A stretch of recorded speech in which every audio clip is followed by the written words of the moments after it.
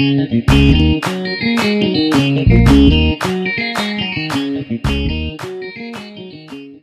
tenais à remercier tout particulièrement la MIC pour l'opportunité qu'elle nous donne, qu'elle nous accorde, pour vous montrer une vision européenne, mais également plus précisément belge, sur les nouvelles fonctions de l'infirmière en oncologie. Voilà. Alors tout d'abord, je me présente. Je suis Mouna Alioui, donc marocaine d'origine. Et donc je suis tout d'abord spécialisée en imagerie médicale et radiothérapie. J'ai suivi également une formation de cadre hospitalier paramédical. J'ai un master depuis 2012 en santé publique à finalité politique et programme en santé communautaire. Et j'ai également suivi une formation en soins palliatifs. Alors, concernant mon parcours professionnel, j'ai travaillé 14 années en radiothérapie. J'ai également été infirmière-chef dans mon service.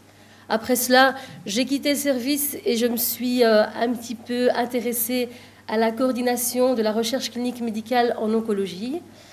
Et aujourd'hui, je suis coordinatrice de soins en cardiologie pédiatrique. Je suis également infirmière au cathétérisme cardiaque pédiatrique.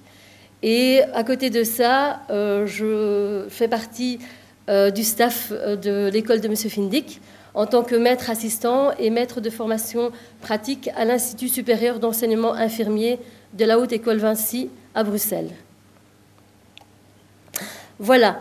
Afin de mieux comprendre les différentes fonctions de l'infirmière en oncologie, j'ai choisi de vous parler de l'expérience aux cliniques Saint-Luc.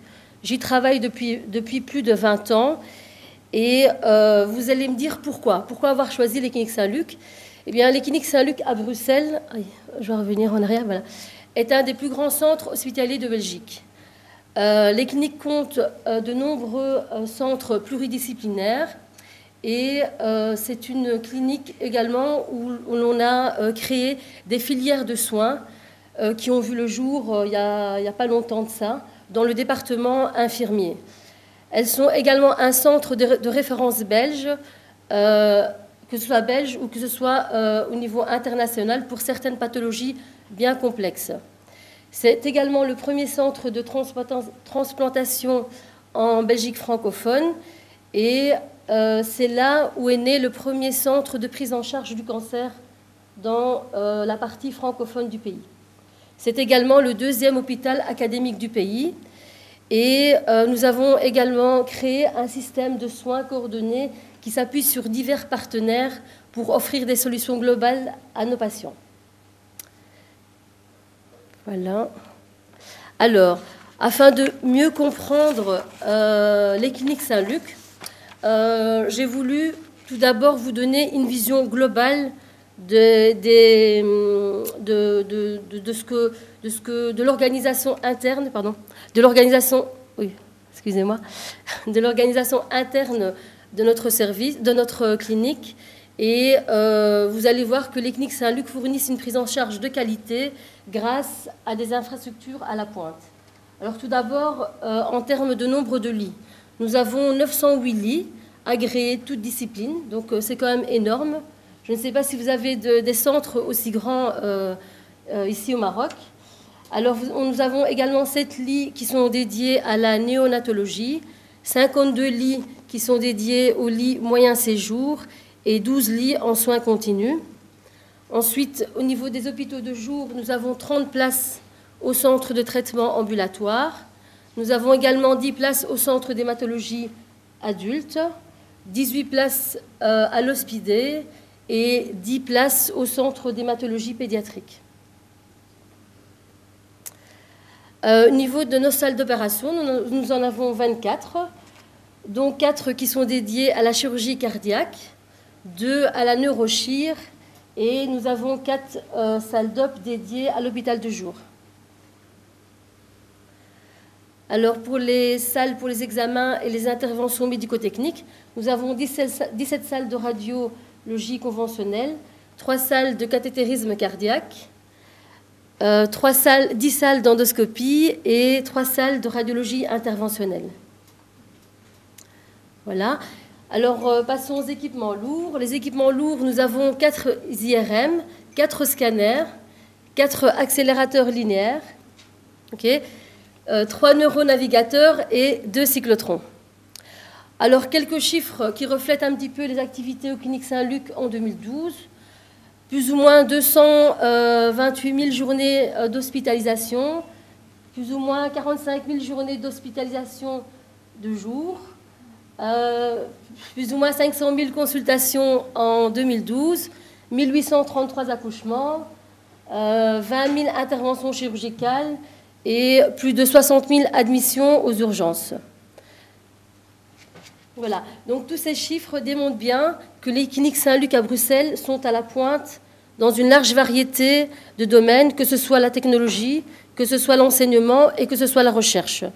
D'où l'importance de la formation du personnel infirmier qui doit également suivre ce mouvement qui est en perpétuel changement. Donc c'est la raison pour laquelle je voulais d'abord vous expliquer un petit peu comment fonctionne notre département infirmier, qui a un rôle essentiel dans la qualité des soins prodigués aux patients. Et donc, par rapport à notre organigramme, ce qui est intéressant, c'est de voir que nous avons subdivisé, donc c'est ici en fait, subdivisé les départements en filières. Pourquoi en filières? Ça nous a permis en fait de diminuer la charge de travail et de regrouper certaines unités en une seule.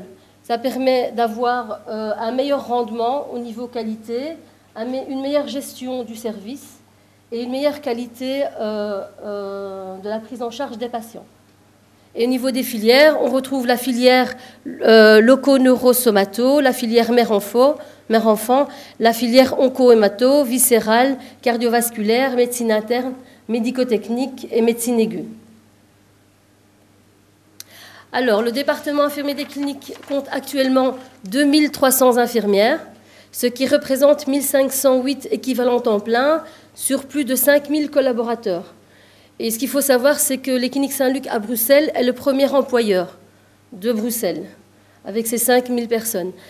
Alors, nous avons également 13 équivalents temps plein cadres supérieurs infirmiers, une directrice du département infirmier, 80 équivalents temps plein chefs infirmiers et plus toutes les personnes qui font partie de l'équipe soignante, aide de salle, aide soignant, aide administrative, environ 400 bénévoles qui apportent un soutien énorme aux patients mais également aux équipes soignantes. Et donc, à partir de là, vous pouvez bien comprendre que la diversité des fonctions implique que les rôles de chacun soient clairement définis et connus de tous. Et l'atteinte des objectifs du département exige également une synergie du potentiel individuel et collectif, appuyée par une articulation minutieuse des compétences pluridisciplinaires. Et là, je veux arriver un peu plus loin dans ma présentation à ces compétences pluridisciplinaires. Alors, la philosophie du département infirmier, donc le patient doit rester au centre des préoccupations, arriver à travailler de manière conviviale, avec un esprit de responsabilité, avec un sens institutionnel, avec un esprit de communication, et également faire valoir les compétences de chacun et respecter le travail en solidarité intermétier. Voilà, là on arrive au vif du sujet. C'est le centre du cancer. Alors là, je dois prendre mes notes. Le centre du cancer, en fait, est un hôpital dans notre hôpital. Donc, dans les cliniques universitaires Saint-Luc se trouve le centre du cancer. Mais c'est un mini-hôpital où l'on prend en charge tout type de cancer, que ce soit de l'adulte ou de l'enfant. Il a vu le jour en 2000 et depuis, il est devenu un centre de référence incontournable en Europe. Il prend en charge, il s'agit déjà dit, son intégration au sein de l'hôpital garantit à tous ses patients une prise en charge de haut niveau avec une attention particulière pour l'aspect humain. Et comme vous le voyez, le centre du cancer fait partie d'un regroupement de différents centres transversaux au sein des cliniques. Donc il n'y a pas que le centre du cancer, il y en a d'autres dans la prise en charge du HIV par exemple, il y a un centre de référence neuromusculaire, et là je vous laisse lire la suite parce qu'il y en a un petit peu trop. Voilà. Alors, l'organisation dans le centre même du cancer. on retrouve à la base le collège de direction, donc qui compte plus de médecins, uniquement des médecins. Ensuite, vous descendez, vous avez un secrétariat administratif. Allez-y, s'il vous plaît, pardon. Oui. Parce que les communications, oui. vous les mettez dans le YouTube. Oui, oui, d'accord. Je vais à l'essentiel. Ok. D'accord. Ok. Et donc ce qui est entouré, donc vous voyez bien qu'il y a un groupe de concertation pluridisciplinaire. Nous en avons 16. Je vais essayer de faire vite. Donc ces groupes de concertation sont composés de spécialistes de plusieurs disciplines, oncologues, hématologues, radiothérapeutes, radiologues. Donc ces personnes sont expertes dans leur domaine et le cas de chaque patient est discuté de manière individuelle et spécifique, ce qui garantit une prise en charge optimale et un traitement personnalisé. Et donc ces traitements sont personnalisés grâce à l'expertise du groupe, grâce à la littérature internationale, grâce aux dernières avancées scientifiques en ce qui concerne l'outil diagnostique et thérapeutique. Alors l'organigramme, donc ça je vais passer, comme on n'a pas trop le temps. Donc les différentes approches dans la prise en charge du patient au centre du cancer, il y a une approche globale, une approche multidisciplinaire, une approche humaine et une approche universitaire. Et dans le service même, donc du centre du cancer, on retrouve d'autres services qui sont le soutien psychologique, des groupes de parole, un service social, l'aide à la douleur, un carrefour spirituel et un espace de bien-être, ce qui permet d'avoir une approche individualisée. Voilà, là j'arrive à l'essentiel de la présentation. Donc, dans le parcours de soins du patient en oncologie, le patient sera amené à rencontrer plusieurs types d'infirmières. L'infirmière hospitalière, l'infirmière de liaison, l'infirmière coordinatrice de soins, l'infirmière ressources, l'infirmière des centres ambulatoires, l'infirmière coordinatrice de recherche clinique et médicale et l'infirmière des services médico-techniques. Alors, je vais reprendre chaque type d'infirmière et je vais vous expliquer un petit peu les spécificités de chacune. Donc, l'infirmière hospitalière, on la retrouve dans les unités d'hématologie adulte, unité aseptique, unité d'oncologie médicale et l'unité d'hématologie et oncologie pédiatrique. Et l'unité des soins palliatifs. Alors là, je ne vais pas aller trop dans les détails, parce que vous le savez déjà. Donc le rôle, c'est de maîtriser les techniques de soins, de déceler les complications induites par le traitement, accompagner le patient et sa famille, fournir un enseignement et des renseignements approfondis aux patients et ses proches, détecter les changements et les perturbations en termes de qualité, et là aussi privilégier le travail en interdisciplinarité. Et là, donc, j'ai repris la subdivision du département infirmier par filière de soins. Et là, vous retrouvez un petit peu où est-ce qu'elle se situe au niveau de toutes les filières que nous avons dans notre département. Ensuite, vous avez l'infirmière des centres ambulatoires. Là, on la retrouve à l'hôpital de jour adulte, l'hôpital de jour pédiatrique et le centre de traitement ambulatoire. Le rôle infirmier est pratiquement pareil au rôle de l'infirmière hospitalière. Là, on la retrouve à ce niveau-là, donc au niveau de la filière onco-hémato. L'infirmière des services médico-techniques, là, on la retrouve en unité de radiothérapie, de service d'imagerie médicale et dans les consultations. Là, elle a un rôle d'accueil, d'information, d'éducation du patient. Elle gère et administre les traitements, gère également l'environnement et le matériel. Elle prépare et installe le patient, assiste le médecin, assure la continuité des soins. Elle gère le processus de pré- et de post-procédure, gère le processus d'enregistrement de l'image ou l'application du traitement. Et là également, elle doit privilégier le travail en interdisciplinarité. Et là, j'ai repris encore la subdivision du DI. On la retrouve à différents endroits des filières de soins. Alors l'infirmière de liaison, c'est quoi? En fait, c'est une personne qui assure la liaison entre toutes les structures de soins et le domicile du patient. En général, le patient, on va la rencontrer avant son départ à la maison. Elle va évaluer le réseau du support familial et socio-économique pour pouvoir mettre en place un suivi spécifique et le réactualiser. Elle collabore avec les professionnels du terrain et écoute, soutient, assure le confort du patient et de ses proches. Elle forme et informe les différents intervenants gravitant autour du patient et de sa famille lors du retour à domicile. Et là, on la retrouve au niveau de la filière mère-enfant. Et on la retrouve également au niveau de la filière onco-hémato adulte. Alors là, l'infirmière coordinatrice de soins en oncologie, c'est un tout nouveau métier. C'est une infirmière qui est le contact direct du patient au sein de l'hôpital. C'est un véritable fil conducteur depuis la mise au point du diagnostic jusqu'au suivi post-traitement. Elle va coordonner les différentes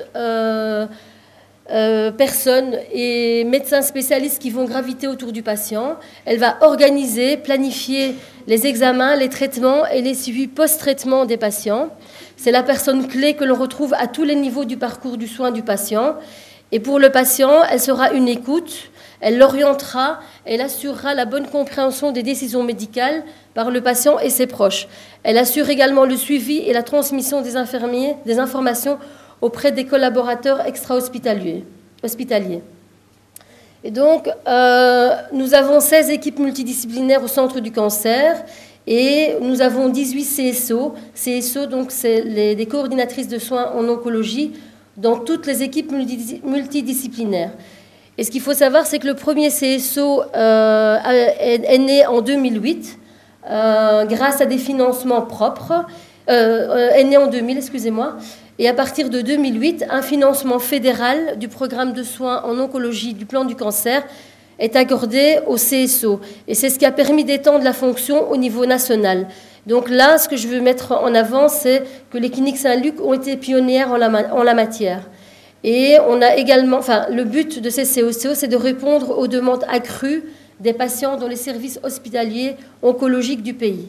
Et le CSO travaille en étroite collaboration avec l'infirmier coordinateur de recherche médicale et clinique du Centre du cancer. Et là, je vais vous expliquer en quoi consiste son rôle. Voilà. Et donc, le CSO, on le retrouve un petit peu dans toutes les filières, parce qu'il va suivre tout le patient dans son parcours de soins. Donc, c'est pour ça que j'ai repris toutes les filières de soins du département infirmier. Et là, non, ça je ne vais pas m'étaler, sinon on n'aura pas le temps. Voilà. Là, je passe à l'infirmier coordinateur de recherche clinique et médicale. Là, il assure, sous la responsabilité de l'investigateur de la recherche de l'étude, l'organisation et la coordination d'études cliniques. Il est le contact de référence pour le patient et ses proches. Il est le responsable du bon déroulement de l'étude, assure le partenariat avec les autres professionnels impliqués dans le suivi de l'étude et est le garant de la qualité de l'étude clinique. Et ces études, les études qui sont menées par le CRCM sont sous la surveillance continue et répondent à des critères internes et internationaux de qualité. Et son rôle aussi est d'assurer la protection des patients et le maintien de soins de haut niveau. Nous en avons plus ou moins 70 au sein des cliniques. Nous avons également 273 projets de recherche qui sont conclus avec l'industrie. Plus de 1000 patients participent à des recherches cliniques. Donc le CRCM est financé via des apports internes et externes. 74 équivalents temps plein, donc ce sont des chercheurs qui sont directement financés par des contrats extérieurs. Donc les 74 équivalents temps plein, ce sont des médecins et plus ou moins 150 nouveaux contrats de recherche. Et donc, plus de 25 services médicaux et médico-techniques sont concernés par la recherche au Clinique Saint-Luc. Et là aussi, on retrouve les CRCM dans toutes les filières de soins. OK. Ensuite, nous avons, pour terminer, l'infirmière ressource. L'infirmière ressource, elle a un rôle de consultance. C'est lorsque les équipes éprouvent des difficultés à trouver une solution dans la prise en charge d'un patient.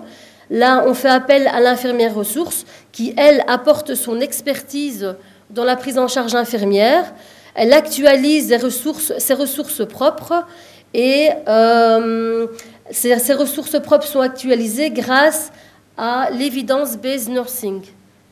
Elle favorise le travail en interdisciplinarité avec les acteurs intra- et extra-hospitaliers et elle soutient le patient et sa famille dans son éducation, quelle